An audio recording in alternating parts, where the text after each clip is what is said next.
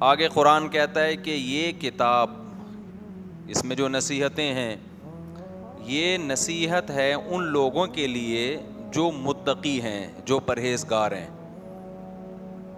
یہاں پرہیزگار کا مطلب کیا ہے؟ جو پرہیزگار بننا چاہتے ہیں، جو چاہتے ہیں کہ ہمیں سیدھا راستہ ملے تو ہم نیک بن جائیں گے۔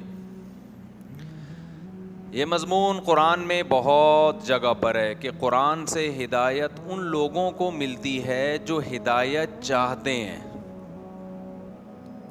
سمجھ میں آ رہی ہے بات کہ نہیں آ رہی؟ دنیا میں دو طرح کے لوگ ہیں۔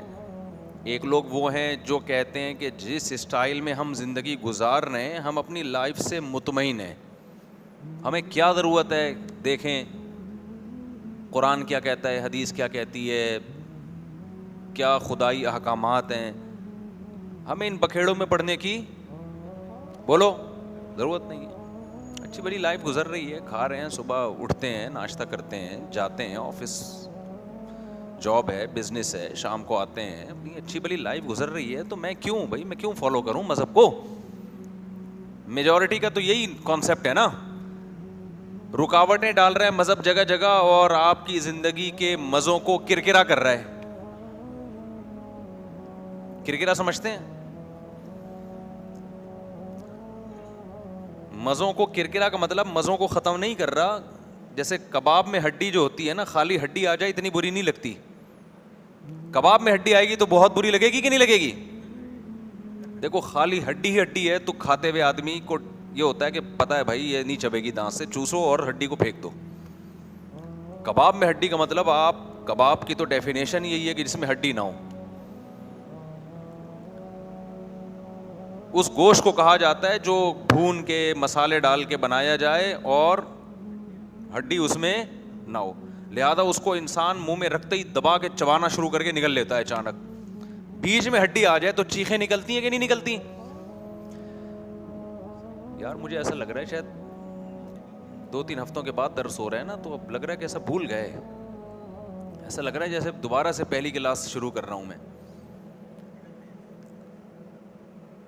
آپ کوفتہ کھا رہے تھے، دیکھو بعض دفعہ کیا ہوتا ہے، ہم کیا کرتے ہیں، مرچیں آ جاتی ہیں، ہری مرچ، اچانک ہری مرچ منہ میں آ گئی۔ میرے منہ میں تو اچانک ہری مرچ آئے تو مجھے تو خوشی ہوتی ہے، مجھے تو ہری مرچیں پسند ہیں نا، لیکن عام طور پہ لوگ پہلے سے توقع نہیں ہوتی کہ اس میں اتنی مرچیں ہوں گی، ایک نوالا منہ میں رکھا، ایک دم ہری مرچ، چیخیں نکل گئیں۔ آپ ویڈیو تو نہیں بنا رہے بھائی؟ اس کو یوں کر دینا اپنی طرف، وہم ہو رہا ہے خام خواہ، ٹھیک ہے نا؟ یہ کباب میں ہڈی کی طرح ٹینشن دے رہا ہے مجھے، تو اس کا رخ اپنی طرف کر لیں، جیب میں رکھ لیں اس کو۔ بعض لوگ یوں پکڑ کے بیٹھے ہوئے ہوتے ہیں ایسے، کہتے ہیں ہم تو ویڈیو نہیں بنا رہے، بھائی ہمیں لگ تو یہی رہا ہے، ایک قانون بنا دیا نا کہ بھائی ویڈیو نہ بنائیں، تو بس اس کو سب فالو کریں۔ تو اب کیا ہے، اسلام کیا کرتا ہے کہ اسلام نے بہت سارے مزے حلال کر دیے، لیکن جیسے کباب کھاتے کھاتے اچانک ہڈی آ جائے تو چیخیں نکلتی ہیں، بھائی یہ کیا ہو گیا، دانتوں میں درد شروع ہو جاتا ہے، تو وہ بہت بری لگتی ہے ہڈی۔ اسلام نے بہت ساری چیزوں کی پرمیشن دے دی، لیکن جگہ جگہ رکاوٹیں کھڑی کر دی ہیں۔ ہر تھوڑی دیر کے بعد اسلام کا کوئی آرڈر آئے گا اور آپ کو وہ ایسا لگے گا جیسے کباب میں کیا آ گئی ہے، ہڈی آ گئی ہے، یا کوئی اچانک ہری مرچ آ گئی ہے بیچ میں، خطرناک قسم کی۔ اس سے لوگ کنفیوز ہوتے ہیں۔ یار لائف کو انجوائے کرو یار۔ ابھی دیکھو رات کو ہم سوتے ہیں، آج کل تو کراچی میں سوتے ہی اس ٹائم ہے جو اٹھنے کا ٹائم شروع ہوتا ہے، جب فجر کا ٹائم شروع ہو رہا ہے، جو اٹھنے کا ٹائم ہے اس وقت سونے کا ٹائم شروع ہوتا ہے، انتہائی گہری نیند۔ اللہ میاں اگر کہہ دیتے کہ تمہیں سونے کی اجازت ہی نہیں ہے، کھانے پینے کی اجازت ہی نہیں ہے، لائف کو انجوائے کرنے کی اجازت ہی نہیں ہے، تو پھر ہڈیاں ہی ہڈیاں ہوتی ہیں۔ کیا خیال ہے؟ پھر وہ پادریوں والا مذہب ہوتا جو عیسائیوں کا تھا کہ جنگل میں نکل جاؤ، اللہ اللہ کرو، لائف کو بالکل بھی انجوائے کرنے کی کوشش مت کرو۔ یہ پادریوں کا مذہب تھا۔ قرآن کہتا ہے وَرَهْبَانِيَّةً ابْتَدَعُوهَا، یہ عیسائیوں نے خود بدعت نکالی تھی عیسائیت میں، اچھا بننے کی کوشش میں نا، عیسائیت کا ایسا کانسیپٹ پیش کر دیا کہ تمام لذتوں سے محرومی کا نام عیسائیت رکھ دیا، حالانکہ اللہ نے ان پر یہ چیز فرض نہیں کی تھی. اس کو کہتے ہیں رہبانیت. یہ لفظ یاد رکھ لیں، حدیث میں بھی ہے، اسلام میں رہبانیت نہیں ہے. رہبانیت کا مطلب کیا ہوتا ہے؟ آپ دنیا کی لذتوں سے فائدہ اٹھانا ہی چھوڑ دو. جب بھی مذہب میں اپنی کھوپڑی استعمال کر کے انسان اپنی عقل استعمال کرتا ہے نا، اور مذہب کی جو تعلیمات ہوتی ہیں ان کو ایک طرف رکھ دیتا ہے، تو ہمیشہ گمراہی کی طرف جاتا ہے. عیسائیوں نے دیکھا کہ عیسیٰ علیہ السلام کہتے ہیں زنا حرام ہے، شراب حرام ہے، سود حرام ہے، خنزیر حرام ہے، بہت ساری چیزیں. تو انہوں نے کہا اس کا مطلب ہے کہ اپنے اوپر نا جتنی پابندیاں لگاؤ گے اللہ اس سے خوش ہوگا. تو کچھ اللہ نے کی، کچھ انہوں نے کہا چلو ہم اخپل طریقے سے کرنا شروع کر دیں. زنا حرام ہوا، انہوں نے کہا اس کا مطلب اللہ نہیں چاہتے کہ لوگ عورت کی طرف جائیں، تو انہوں نے کہا ہم نکاح بھی حرام کر دیں گے، بالکل اوائڈ کریں گے عورت سے، ایسی صاف ستھری پاک دامنی والی ان کے خیال میں زندگی گزاریں گے. تو قرآن نے جگہ جگہ کیا کہا؟ بھائی جیسے حلال کرنا اللہ کا کام ہے، حرام کرنا اللہ کا کام ہے، حلال کا آپشن بھی کس کے پاس ہے؟ اللہ کے پاس ہے. جس کو حلال کر دیا تم حرام نہیں کر سکتے اس کو. تو لذتوں پہ پابندیاں لگا لگا کے نا عیسائیت نے اب ان کو نیک سمجھا جانے لگا جو حلال لذتوں سے اجتناب کرتے ہیں. کہتے ہیں بہت پہنچے ہوئے بزرگ ہیں، کوفتے نہیں کھاتے. یہ آج بھی ہے یہ تصور. حضرت کی خوراک اتنی سادہ ہے، جب بھی حضرت کے گھر گئے ہیں حضرت مسور کی دال ہی کھاتے ہوئے ہمیں نظر آئے. اس کو سمجھتے ہیں کہ بہت پہنچے ہوئے لوگ ہیں. آپ سمجھ رہے ہو کہ میں مذاق کر رہا ہوں، حقیقت میں مزاج لوگوں کا یہی ہے کہ جو حلال لذتوں سے بچتا ہے اس کو کیا سمجھا جاتا ہے؟ نیک. تو یہ مزاج غلط ہے. کیا ہو گیا؟ ریکارڈ نہیں ہو رہا کیا؟ تو یہ کیا، یہ کوئی شریعت کا مزاج ہے کیا؟ شریعت کا تھوڑی مزاج ہے کہ آپ اپنے آپ کو حلال نعمتوں سے بچاؤ. لوگ کہتے ہیں نبی صلی اللہ علیہ وسلم، اور یہ میرا موضوع نہیں ہے، 2 منٹ میں بھی اس کو کہہ کے پھر اپنے اصل موضوع کی طرف چلتا ہوں، کیونکہ یہ چیزیں بیچ میں آ جاتی ہیں نا، تو کانسیپٹ کا کلیئر ہونا ضروری ہے. لوگ کہتے ہیں نبی صلی اللہ علیہ وسلم کی زندگی تو بہت سادہ تھی، جو کی روٹی، 40 دن گھر میں چولہا نہیں جل رہا، پیون زدہ کپڑے گھر میں. اچھا پھر لوگ مولویوں پہ اعتراض کرتے ہیں، یہ مولوی جب نبی کی سیرت بیان کرتے ہیں تو سادگی سادگی سادگی، اور خود ان کا اپنا لائف اسٹائل دیکھو، بزنس کلاس میں سفر کر رہے ہیں. ابھی میں جب گیا سعودی عرب، سعودی ایئر لائن میں اکیلا مولوی بزنس کلاس میں بیٹھا ہوا تھا، سارے کہاں بیٹھے ہوئے تھے؟ اکانومی میں. مجھے خدا کی قسم شرم آ رہی تھی. میں سوچ رہا تھا ٹکٹ کینسل کروں، میں بھی پیچھے جا کے بیٹھ جاؤں، کوئی پتھراؤ نہ شروع ہو جائے گا. بس مولوی کو دیکھو، ہماری زندگی بزنس کرتے کرتے گزر گئی، ہم اکانومی میں جا رہے ہیں. اس مولوی کا 2 ٹکے کا بزنس ہمیں کہیں نظر نہیں آ رہا، اور جا کس میں رہا ہے؟ بزنس کلاس میں جا رہا ہے. اب وہ مجھے ٹکٹ ہی جس نے بلایا اس نے بزنس کلاس کا ہی دیا تھا، میرا تو قصور نہیں ہے نا بھائی اس میں. جنہوں نے مجھے انوائٹ کیا تھا، کسی کام سے انوائٹ کیا تھا، تو وہ مجھے منع کرنے کے باوجود اس نے ٹکٹ کون سا بھیجا، جانے کا بھی آنے کا بھی.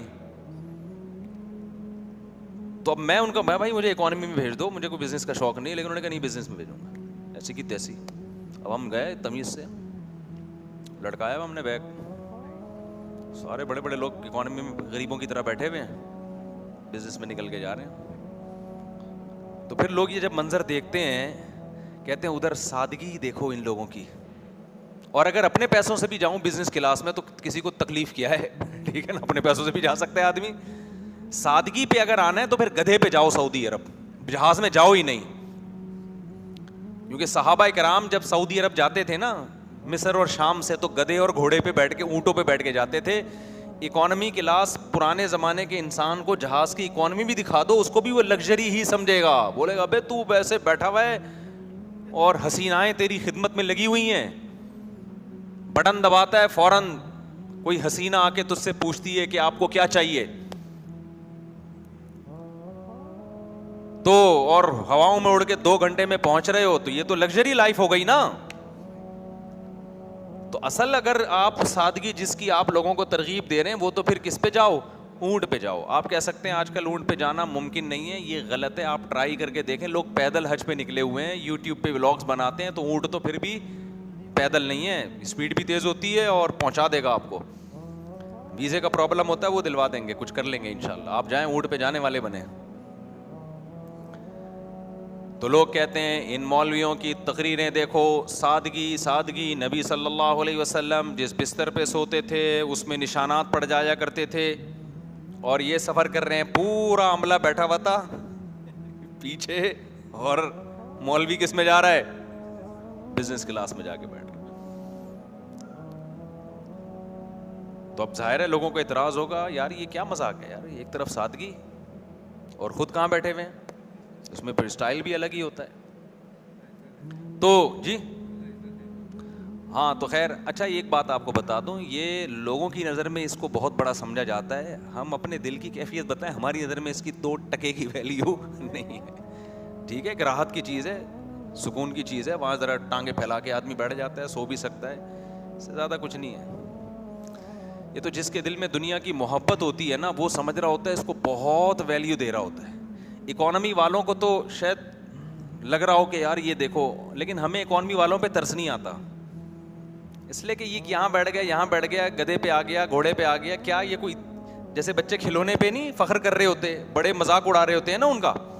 کسی بچے کو آپ اچھا سا کھلونا لا کے دے دیں, وہ دوسرے کو دکھا دکھا کے سڑاتا ہے, میرے پاس یہ والی گاڑی ہے, ریموٹ کنٹرول سے چلتی ہے, اور تو اپنی گاڑی کو خود ہی اپنے ہاتھ سے چلاتا ہے. تو جیسے یہ کھلونوں پہ جو بچہ فخر کرتا ہے تو یہ اس کے بچپنے کی اممیچور ہونے کی دلیل ہے. ایسے ہی جب انسان بڑا ہو جاتا ہے تو کھلونوں کا سائز بھی کیا ہو جاتا ہے؟ بڑا ہو جاتا ہے. اس پہ فخر کرنا تو یہ بھی انسان کے بچے ہونے کی دلیل ہے. جن کا مینٹل لیول تھوڑا اوپر ہوتا ہے نا, ان کو ان چیزوں سے کوئی فرق نہیں پڑتا. ایک واقعہ سنا کے آگے چلتا ہوں. ہمارے حضرت مفتی رشید احمد صاحب رحمہ اللہ تعالی فرماتے ہیں کہ میں اپنے استاذ حضرت مفتی محمد شفیع صاحب رحمہ اللہ, جو حضرت مفتی تقی عثمانی صاحب کے استاذ ہیں, کہتے ہیں ان کے ساتھ جب کسی بڑے گھر میں جاتا تھا نا, بہت کروڑ پتی مالدار کے گھر میں, تو میری طبیعت پہ ایک بوجھ ہوتا تھا کہ کیا دنیا کی عیاشی اور اتنا فانوس اور یہ کیا ہے یار. کہتے ہیں میری طبیعت پہ کیا ہوتا تھا؟ ایک بوجھ. کہتے ہیں لیکن مجھے یہ احساس تھا کہ یہ بوجھ ہونا اس کی علامت ہے کہ مجھ میں ابھی کمال پیدا نہیں ہوا ہے, میں دنیا کو لفٹ کرا رہا ہوں. تبھی ان چیزوں سے طبیعت پریشان ہوتی ہے. جب دنیا کی محبت بالکل نکل جائے گی تو یہ بوجھ کیا ہو جائے گا؟ ختم. اس لیے کہ پھر اس کی ویلیو نہیں رہے گی. تو کسی کے پاس جھونپڑی ہے, کسی کے پاس بنگلہ ہے, کوئی زیادہ اس میں فرق بولو, بنگلے اور جھونپڑی کی ویلیو کیا ہو جائے گی؟ برابر ہو جائے گی.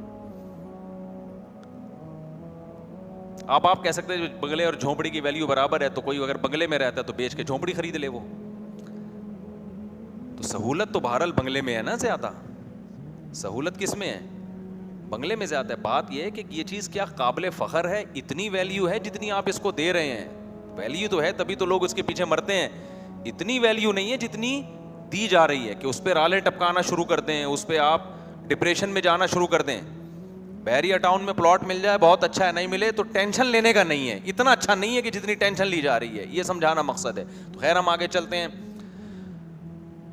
تو نبی صلی اللہ علیہ وسلم کی جو حیات تھی نا, جو سادگی آپ کی زندگی میں, جو آپ کی زندگی میں غربت تھی, اس کو بار بار ایکسپلین کرتا ہوں میں, خوب سمجھ لیں. وہ غربت کسی مصلحت کی وجہ سے نبی نے اختیار کی ہوئی تھی,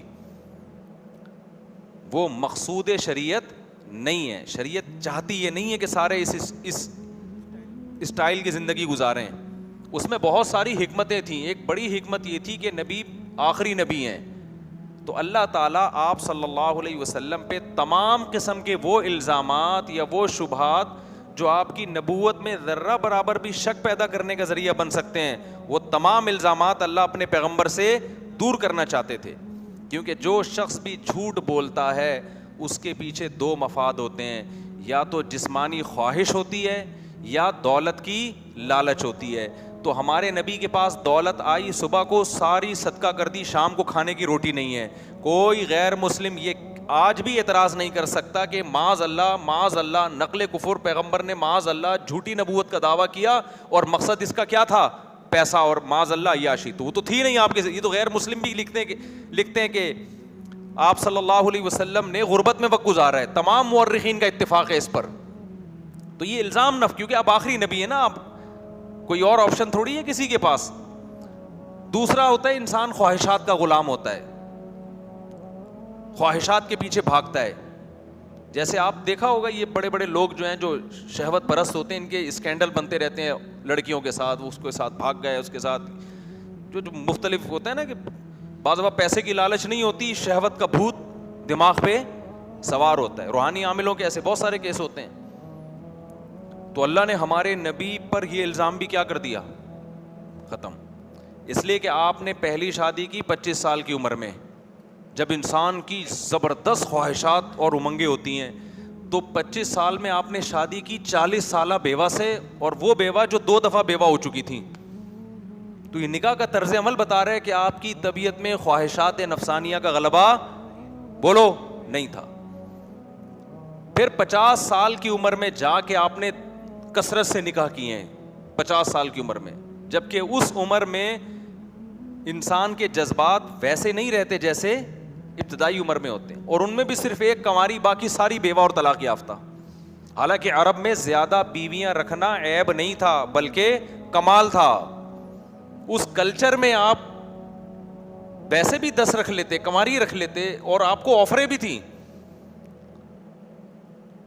تو جو نبی صلی اللہ علیہ وسلم کا نکاح کا بھی طرز عمل ہے نا, کوئی تھوڑی سی عقل رکھے گا تو وہ فیصلہ کرے گا کہ یہ خواہشات نفسانیہ کا اس میں کوئی دخل ہے ہی نہیں.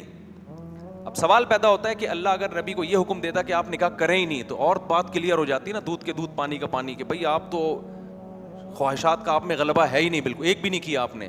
وہ پھر دوسری حکمت کے خلاف ہو جاتا ہے. اس لیے کہ اسلام نکاح کو کیا چاہتا ہے, پروموٹ کرنا. تو اس میں بھی تو پیغمبر کو نمونہ بنانا تھا نا, تاکہ لوگ پیغمبر کی اقتدا کریں. اگر آپ کرتے ہی نہیں تو پھر لوگ کہتے ہیں پیغمبر نے نہیں کی, تو وہی پادری پن آ جاتا, پادریوں والا حساب جو عیسائیت میں ہوا کہ کوئی شادی بیاہ نہیں, نکلو جنگلوں میں اللہ اللہ کرو بیٹھ کے. تو اسلام چاہتا تھا لوگ نکاح کریں, تبھی ہم نے بھی کر لیا الحمدللہ. اب لوگ کہہ رہے ہیں کہ اسلام چاہ رہا ہے, ہم لیکن پڑوسی نہیں چاہ رہے, فلاں نہیں چاہ رہا, فلاں نہیں چاہ رہا.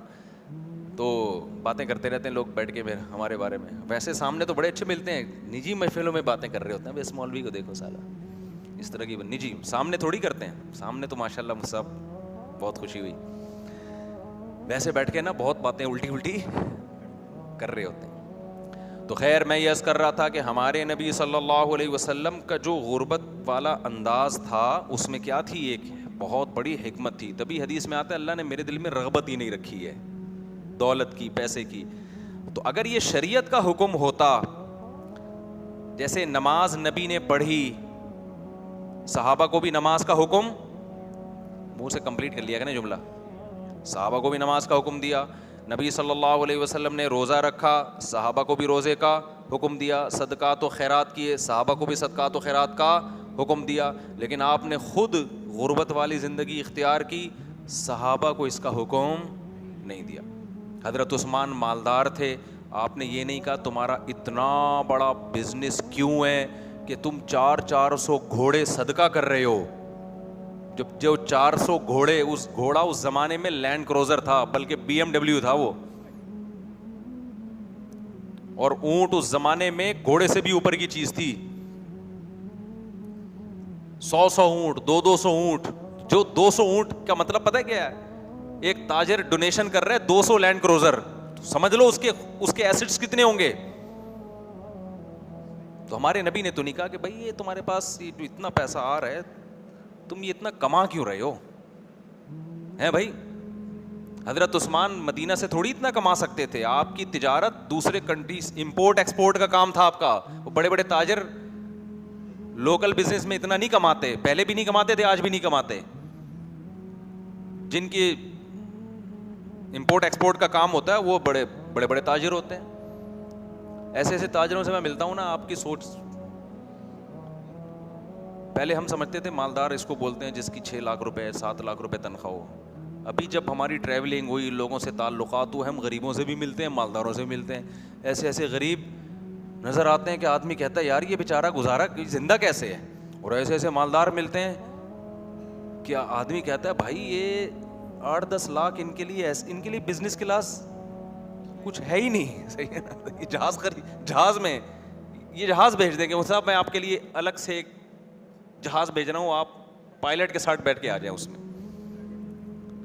لیکن چونکہ آپ ہر طبقے سے ملتے نہیں ہیں نا, تو ایک درمیانی آدمی پھر جب دیکھتا ہے نا کہ یار یہ اتنا پاورفل ولیمہ اس سیٹھ نے کیا ہے, یہ تو اسراف ہے, تو وہ اسراف آپ کو لگ رہا ہوتا ہے, اس کی نظر میں وہ ولیمہ غریبوں والا ہوتا ہے, وہ منہ چھپاتا پھر رہا ہوتا ہے دوستوں سے, کیونکہ اس کی آمدن اتنی زیادہ ہوتی ہے کہ اس کو وہ مسلم بکرا کھلانا ایسے لگ رہا ہوتا ہے جیسے لوگوں کو مسور کی دال کا سیرپ پلا رہا ہے, وہ دال بھی نہیں کھلا رہا. تو اس لیے جو ہے نا, ہر ایک کو ایک لاٹھی سے مت ہانکا کریں. اللہ نے لوگوں کو, بعض لوگوں کو بہت وسائل دیے, ان کے لیے یہ اتنا لاکھوں کروڑوں روپے نکاح پہ خرچ کر دینا, یہ ان کا اسراف نہیں ہے. اسراف ہر ایک کا دوسرے سے کیا ہوتا ہے, یہ جو قرآن نے کہا ہے نا اسراف مت کرو, تو اسراف کی ڈیفینیشن ہر شخص کی دوسرے سے کیا ہے, مختلف ہے. ایک 50,000 والے کا اسراف الگ ہے, ایک 50 کروڑ والے کا اسراف کیا ہے, الگ ہے. کنجوسی بھی ہر ایک کی ڈیفینیشن مختلف ہے. 50,000 والا اگر 10 روپے صدقہ نہیں کرتا ہم اس کو کنجوس کہتے ہیں, 50 لاکھ روپے والا تو 10,000 بھی صدقہ کرے گا پھر بھی کنجوس ہے وہ. اسراف کی ڈیفینیشن یہ ہے کہ آپ اپنی چادر سے زیادہ پاؤں پھیلانا شروع کر دیں, اور تبذیر اسے کہتے ہیں کہ ایسی جگہ خرچ کریں جو خرچ کرنے کی ہے نہیں, ضائع کرنا شروع کر دیں آپ. تو اسلام میں ضائع کرنا بھی حرام ہے. مثال کے طور پر کروڑ پتی آدمی نے ولیمہ کر لیا اپنا, اور اتنا کھانا مختلف قسم کا بنوایا, اور اتنا مہنگا کھانا, مہنگا ہوٹل, یہ اسراف نہیں ہے. لیکن وہ بلائے 4 آدمی ہیں, باقی سارا کھانا ڈسٹ بن میں جا رہا ہے, یہ کیا ہے, یہ تبذیر ہے, یہ حرام ہے. اس کو ٹھکانے لگانے کا انتظام ہو. میں ایک دفعہ وہاں وہ طارق روڈ کی نہاری ہے نا, طارق روڈ نہاری ہے, وہاں بیٹھا ہوا تھا. ہم نہاری کے خلاف بیان کرتے ہیں, کھاتے پھر بھی ہیں, تو ان بیانات کو زیادہ کھانے پینے پہ جو میری احتیاطی تدابیر ہوتی ہیں زیادہ لفٹ نہیں کرایا کرو ان کو, کیونکہ ہم خود پھوڑ رہے ہوتے ہیں باڑ میں بیٹھ کے. میں بعض دفعہ ابھی میں نے بتایا نا, رمضان میں اعتکاف والے بیٹھے ہوئے تھے, ان کو سمجھا رہا تھا کم کھاؤ اور بریانی نہیں کھایا کرو. صحت کے کچھ ٹپس بتا رہا تھا ان کو, بھائی لو کارب ڈائٹ لو, وہ ڈائٹ جس میں کارب کیا ہے, کم ہے, وزن نہیں ہوگا وغیرہ وغیرہ. اتنے میں وہ کسی نے دعوت کی ہوئی تھی, بریانی آ گئی, ایسی دیکھ ڈھکن ہٹا ہے, جو اس کی تو خوشبو آئی ہے بریانی کے, جو ڈھکن ہٹنے کے میں کہتا ہوں الگ پیسے ہونے چاہیے. حقیقت دیکھ کی بریانی جو ہے نا, رواج ہو اس میں, اور بڑی تمیز سے بنی ہوئی, اور ڈھکن ہمارے سامنے کھلے اس کے میں الگ پیسے دوں گا.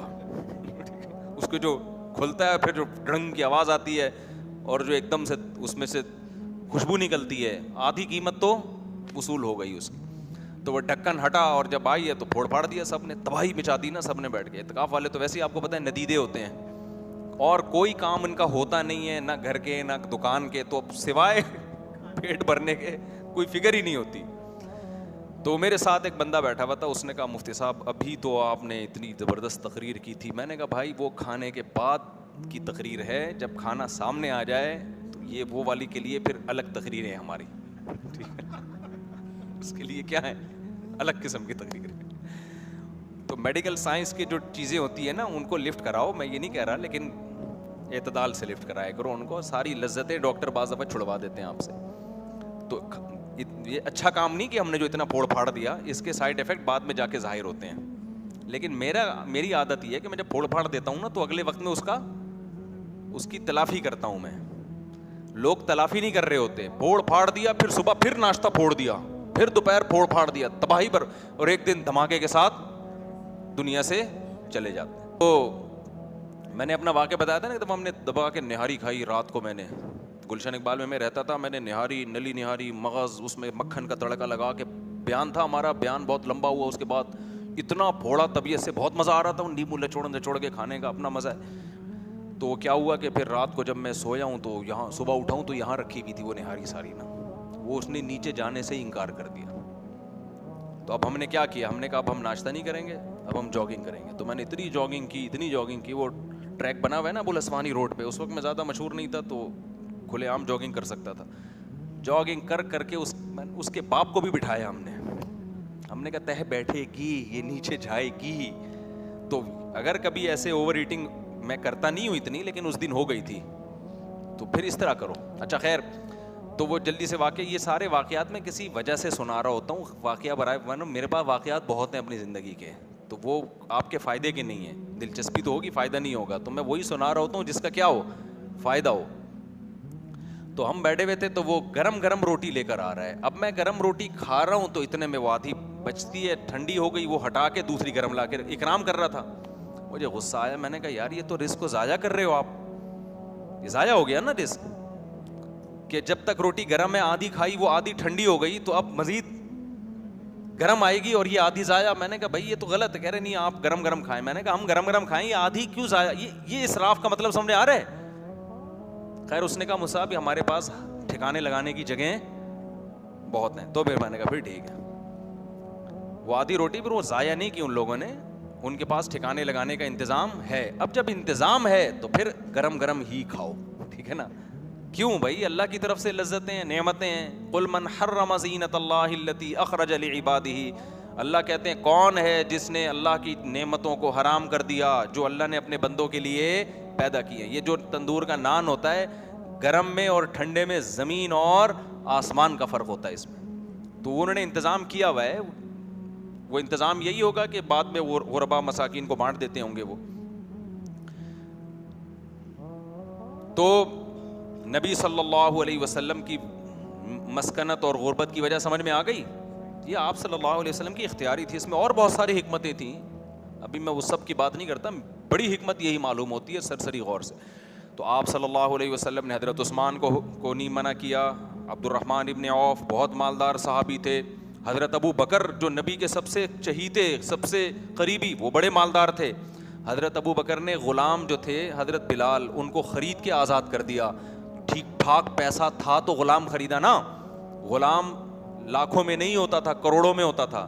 ہم نے جامعۃ الرشید میں ایک مرتبہ صحابہ کرام میں جو مالدار صحابہ تھے نا, ان کے پاس جو ذخائر تھے اور اثاثے تھے, آج کے دور کے لحاظ سے اس گولڈ اور سلور کی ہم نے جو ویلیو نکالی وہ اربوں میں بنتی تھی, اربوں میں.